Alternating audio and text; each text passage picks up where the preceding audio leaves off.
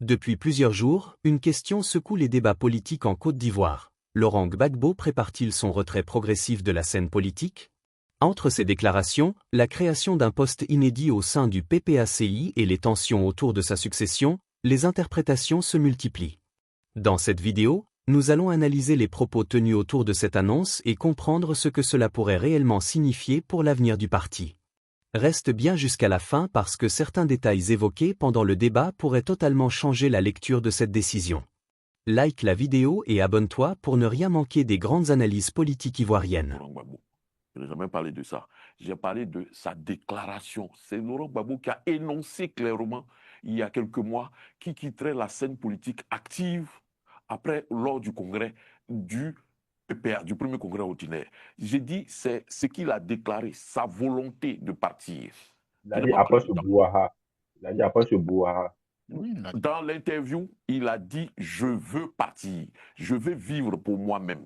Il a dit, ça est là, ça existe. Et deuxièmement, il arrive au congrès, il dit « Ok, j'accepte de rester, mais je délègue, je vais déléguer mes pouvoirs ». On n'a pas assez pour comprendre que, il dit lui-même pouvoir que vous me donnez là, il va donner ça à quelqu'un d'autre. Pour ne plus être actif politiquement au sein de mon parti et dans la vie publique nationale. Moi, je pense que c'est suffisant pour qu'on comprenne que Laurent Gbagbo veut s'éloigner du débat. Pas parce qu'il est fatigué. Hein. Quand tu lis, moi, quand les gens parlent, comme si c'est... Moi, ici, sur ce plateau, ici, lors de la fête de la Renaissance à Dabou, c'est là, moi, j'ai compris que Laurent Gbagbo, en réalité, comme il aime le dire, le soldat Gbagbo, n'a rien perdu de sa verve. Laurent Gbagbo, tout le monde le sait, du point de vue, je pourrais dire, intellectuel. Laurent Gbagbo est, comme on dit, au complet. Et il a marqué qu'il était un véritable... Et il a rangé ses foules. Tout le monde a vu qu'il était cohérent. Il n'y avait rien qui discordait entre ce qu'il disait et ce qu'il faisait. Je dis, le type l'a dit, je veux partir. Vous dites n'a qu'à rester. Dans son rester là, il dit pouvoir que vous me donnez là, je vais donner ça à quelqu'un d'autre. On n'est pas capable de comprendre que le monsieur là veut partir. Franchement, moi, à ce niveau-là, j'ai envie de dire, voilà, je n'ai jamais parlé de sa condition physique. Je ne me permettrai pas de parler de sa condition physique parce que je ne suis pas son médecin. Vous qui êtes ces médecins-là, c'est vous qui savez que ce sont ces moments d'incarcération qui ont causé ces conditions physiques-là. C'est vous qui savez ça. Moi, je ne suis pas son médecin. Je n'ai jamais participé à un examen, que ce soit clinique ou un examen biologique de ce monsieur. Je ne peux pas me permettre de parler de ses conditions physiques. Je parle de ce qu'il a évoqué, de ce qu'il a énoncé. C'est de ça que je parle. Revenons sur la présence déléguée, je trouve que c'est assez intéressant comme méthode, il me semble que vous avez mis l'accent dessus tout à l'heure. Enfin, déjà, au niveau du casting, qui peut endosser ce poste, et si on se réfère aussi à ce que le président dit, que c'est une manière pour le président Gbagbo d'être là sans être là au fond. Non, puisque lui-même, il a même martelé que cette personne, en fait, déléguée, cette personne, voilà, agira pas en son nom propre. En tant que délégué, cette personne, en fait, aura pour rôle de transmettre, c'est-à-dire de jouer, d'être dans la partie, en fait, pratique des choses. Il a même évoqué en parlant de la... C'est existé, le président exécutif, il sait. Alors, le président exécutif, comme vous l'aviez indiqué, le président exécutif est en charge du parti, il fonctionne dans le parti en tant que président exécutif. Quand il dit qu'il y a une personne déléguée... Il exécute. Mais non, mais... Attendez, mais doucement. Non, mais ça dépend parce que le parti délègue ses pouvoirs. Moi, je vais vous répondre clairement. Allez-y. Le président exécutif a un rôle. Allons sur votre définition qu'il exécute. D'accord. Le président exécutif exécute. Mais le président Laurent Gbagbo, non, je vais aller dans sa définition. Le président Laurent Gbagbo est à son poste. Mais quand il dit qu'il va prendre une personne, c'est-à-dire qu'il va déléguer une personne, dans ce cas, il pourrait dire... Il délègue ses pouvoirs. Alors, président. Cette levée donc, il aura un président délégué et un président exécutif. Alors, quand il... Bien sûr, on va... Attendez. Il va avoir un président délégué. Et il est où le problème? C'est-à-dire c'est un poste qui n'existait pas, maintenant qui existe. On n'a pas de problème. Alors, attendez, mais c'est pas parce qu'il dit, c'est lui qui l'a dit de sa propre bouche, que cette personne n'est pas mon successeur. Il a dit cette personne n'est pas mon successeur, et cette personne n'est pas Laurent Gbagbo. On est d'accord. Voilà, non, cette personne n'est pas Laurent Gbagbo. À partir du moment où Laurent Gbagbo demeure à son poste de président du PPACI et il nomme une nouvelle personne qui est président délégué, nous allons voir, d'accord, les caractéristiques et les spécificités du rôle de cette personne. Mais vous ne pouvez pas dire que parce qu'un président exécutif existe déjà, le président Laurent Gbagbo pourrait désigner ce président exécutif. Ça n'a pas de sens. Non, il ne faut pas mélanger. Nous, on n'a pas dit ça. Nous, on n'a pas dit ça. Je peux pas. On dit qu'il y a déjà un président délégué, déjà un président exécutif. J'ai fait l'effort. J'ai fait l'effort. Mais depuis, allez-y, c'est un manque de respect, monsieur. Alors, oui, parce qu'il est plus président. Oh là là. Non, il reste président.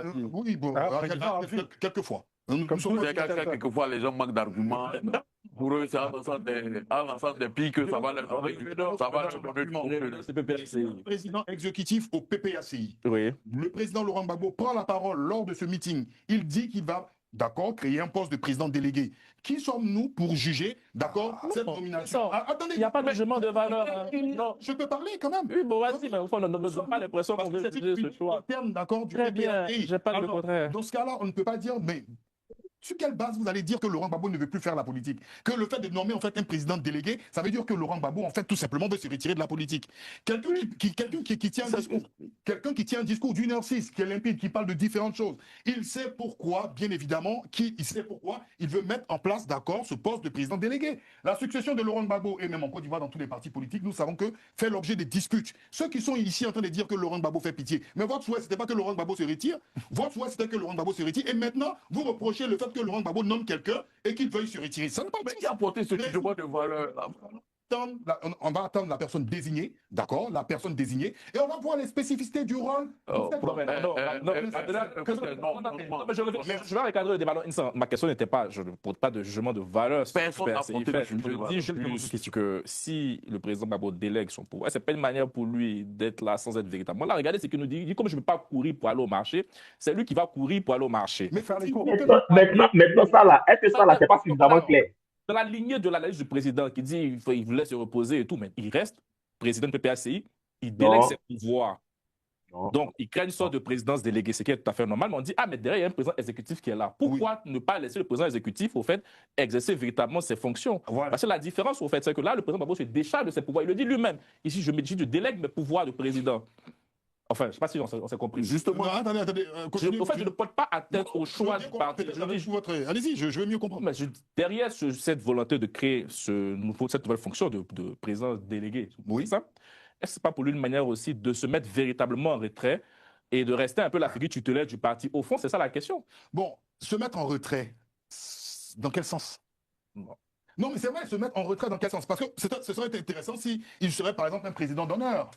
J'aurais peut-être mieux compris cela. Mais il reste président du PPACI, c'est-à-dire qu'il demeure le président du PPACI. Et le président délégué, d'accord, le président délégué, en fait, il est sous l'injonction du président du PPACI. Bien. Maintenant, vous dites un truc intéressant. Quand vous évoquez la course, vous aviez dit que oui, cette personne-là sera chargée de faire les courses. C'est intéressant. Parce que tout à l'heure, le président Jean-Paul Aureau a dit quoi? Je ne suis pas le médecin. Je ne suis pas le médecin. Je ne suis pas le médecin personnel. Je ne connais pas l'état de santé. Attendez. Je ne connais pas l'état de santé. Et Jean-Yves, il a évoqué quelque chose. Jean-Yves a évoqué la pénibilité des différentes peines et qui jouent sur la santé du président Laurent Gbagbo. Alors, s'il parle de course, cette personne sera peut-être envoyée, d'accord, dans certaines missions et cette personne représentera le président Laurent Gbagbo. Bon, en fait, à mon avis, je veux que c'est la culture interne du parti, encore une fois de plus pour revenir, mais enfin, on aurait pu garder alors le président exécutif pour mener ses actions. C'était juste, on est censé faire des commentaires, des analyses aussi. Pourquoi? J'aimerais, moi je ne sais pas. Si c'est la cuisine interne du PPACI, là, monsieur Onsan, qui tantôt a refusé de m'appeler président, puis après m'appelle président, bon, j'espère. Oui, je l'ai dit selon son mesure. J'espère qu'au niveau de son esprit, la confusion va passer. Il n'y a aucune confusion. Bon. Voilà, je vous rassure. Je te le souhaite. J'aimerais dire simplement que, du point de vue de la règle, de la norme, de hiérarchisation dans la société ou dans des sociétés, parce qu'un parti politique, c'est une association. Quand il y a président délégué là, président, c'est pratiquement flou, ça n'existe plus. Qui a dit ça? D'où ça sort? Mais c'est ce que je suis en train de te dire, c'est les normes. C'est vous qui l'avez inventé. Oh. C'est une invention, monsieur Aureau. Non, va chercher mon petit. Non, c'est une invention, monsieur. J'explique. Quand il y a un président délégué, il n'y a plus président. Mais quand il y a président exécutif. Le président exécutif, il ne peut pas prendre un certain nombre de décisions. C'est le président, parce que le président est élu. Le président délégué n'est pas élu. Voilà pourquoi Laurent Gbagbo dit « je vais lui déléguer mes pouvoirs ». Le président exécutif, là, il n'a pas les mêmes pouvoirs que le président, parce que le président a été élu en congrès. Donc, il a le plein pouvoir que lui donnent les statuts du parti. Ce qui fait que Laurent Gbagbo, en déléguant ses pouvoirs à quelqu'un qui deviendra le président délégué, aura quasiment les mêmes pouvoirs que Laurent Gbagbo devait avoir. Quasiment les mêmes pouvoirs. Donc, vous voyez quelqu'un qui est président délégué et quelqu'un qui est le président, ils ont le pouvoir. Donc, les deux vont se consécuter.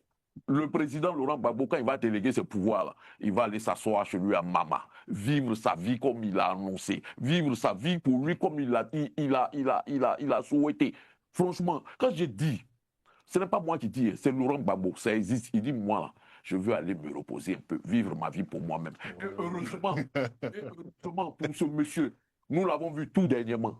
Le monsieur est encore lucide, le monsieur est encore en forme. Laissons-le vivre sa vie.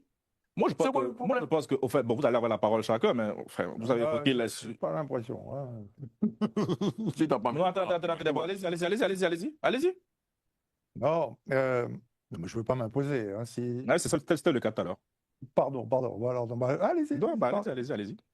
Bah, ça fait plus de 20 minutes qu'on parle de Laurent Gbagbo, ça prouve que ça reste un sujet qui passionne, et effectivement qui passionne les téléspectateurs. Carlyle, je sais, et c'est vrai que c'est très intéressant.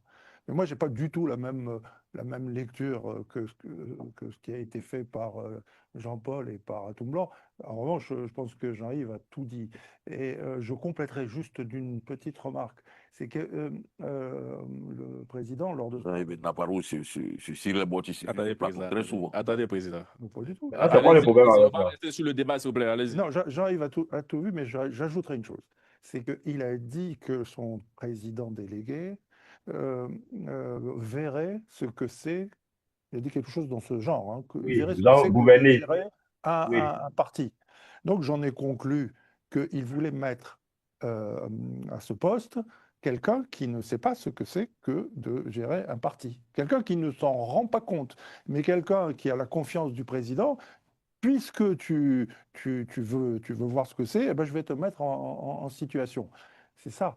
Et donc, c'est quelqu'un de très important au sein du parti qui n'a jamais géré le parti. Donc, ça n'est pas Sébastien Dano-Djedje, c'est quelqu'un d'autre qui probablement va avoir un regard différent lorsqu'il sera en situation. Et je pense que c'est ça ce dont on parle. C'est ça l'intérêt. Et ça n'est pas sans intérêt. Pourquoi ? Parce que Laurent Gbagbo compte sur cette personne, mais il voudrait l'aguerrir sur des contraintes quotidiennes de la gestion d'un parti. Et c'est quoi ces contraintes? Quand il dit aller faire les courses, on le sait très bien, Atout Blanc l'a dit, il y a beaucoup d'ambition autour de Laurent Gbagbo. Qui va devenir calife à la place du calife? Bon, il y a une sorte de darwinisme qui ne dit pas son nom que le président Gbagbo veut promouvoir au sein du parti. Il faut que tu le mérites. Si tu veux être mon successeur, il faut que tu sois à la hauteur. Bon, il te manque telle ou telle chose. Il n'y en a qu'un qui sait vraiment, parce qu'il les connaît tous, qui sait vraiment quelles sont les lacunes des uns et des autres. Moi, je ne sais pas. C'est pareil dans toutes les organisations. Le débat reste donc totalement ouvert. Entre volonté de déléguer, désir de repos et maintien officiel à la tête du PPAC, chacun interprète différemment les signaux envoyés par Laurent Gbagbo. Mais une chose est sûre. Cette question de succession risque de devenir centrale dans les prochains mois.